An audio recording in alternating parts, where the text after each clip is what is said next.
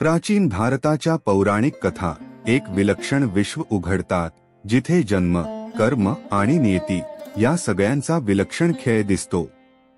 काही लोकांना जन्मतच महानतेची ओळख मिळते, तर काहींना आयुष्यभर संघर्ष करावा लागतो.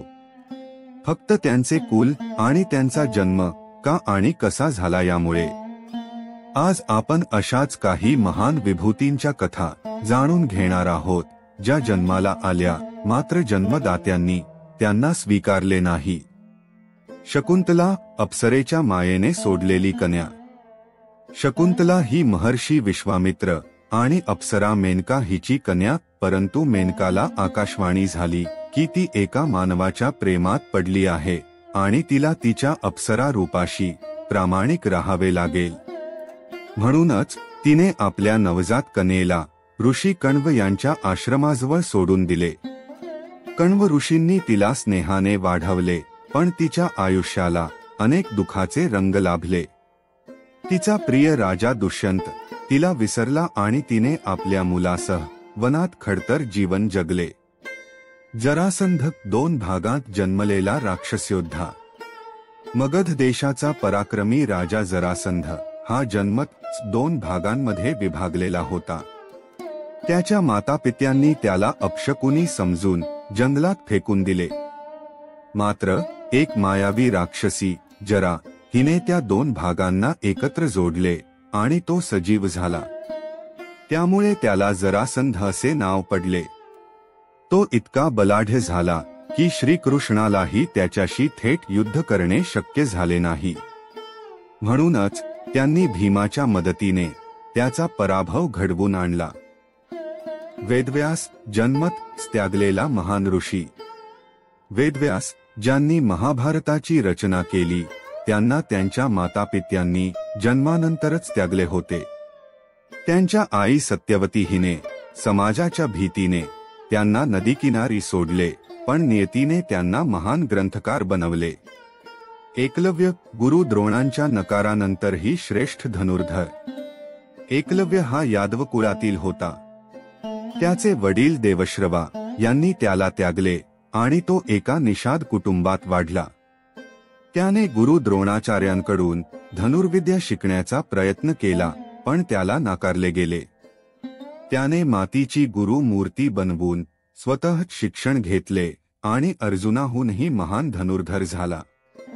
मात्र अर्जुनाची सर्वोच्चता राखण्यासाठी द्रोणांनी त्याच्याकडून अंगठा मागून घेतला आणि तो संपूर्णतः लढण्यास असमर्थ ठरला. कर्ण, सूर्यपुत्राचा दुःखद प्रवास. महाभारतातील सर्वात शोकांतिका असलेला नायक म्हणजे कर्ण. एका राजघराण्यात जन्म असूनही त्याला सूतपुत्र म्हणून हिणवले गेले. त्याची माता कुंती, एक अविवाहित राजकन्या, हिने एका अज्ञात मंत्राच्या प्रभावाने सूर्यदेवाकडून पुत्रप्राप्ती केली. परंतु समाजाच्या भीतीने आणि लोकांच्या टीकेपासून वाचण्यासाठी तिने कर्णाला जन्मतच एका टोपलीत ठेवून गंगेत सोडले.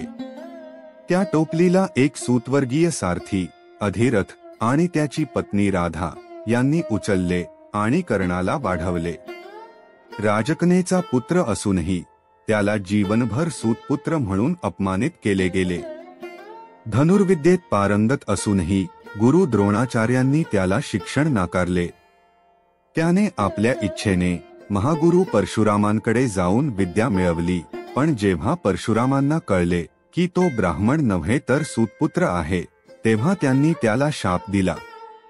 कर्णाला त्याच्या कर्तृत्वापेक्षा त्याच्या जन्माचा अभिशाप अधिक मोठा वाटत राहिला.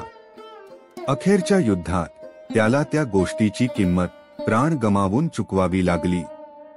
सुकेश राक्षस, शिवपुत्राचा स्वीकारलेला पुत्र. सुकेश राक्षस हा जन्मल्यानंतर त्याच्या आईने त्याला जंगलात सोडून दिले. भगवान शिव आणि पार्वती यांनी त्याला दत्तक घेतले आणि अमरत्वाचे वरदान दिले. सीता, पृथ्वीने स्वीकारलेली कन्या. रामायणाची नायिका माता सीता हिला जन्मतच त्यागले गेले. तिचे जन्मसत्य अज्ञात आहे, पण राजा जनक यांना ती शेतात पृथ्वीतून जन्मलेली सापडली. म्हणूनच तिला वैदेही म्हणतात. ध्रुव सावत्र आईने अपमानित केलेला पण अमर ठरलेला बालक. ध्रुव हा एक बालक होता ज्याला त्याच्या सावत्र आईने राजसिंहासनासाठी अयोग्य ठरवले.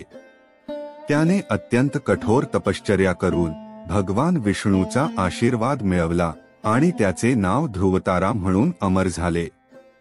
ही सर्व चरित्रे आपल्याला एक गोष्ट शिकवतात, जन्माने कोणीही मोठे होत नाही, तर त्याच्या कर्मांनी तो महान ठरतो. कोणत्याही संकटाने किंवा परिस्थितीने आपल्याला हिणवले, दूर केले किंवा कमी लेखले, तरीही संघर्षाने आणि परिश्रमाने आपण इतिहासात अजरामर होऊ शकतो.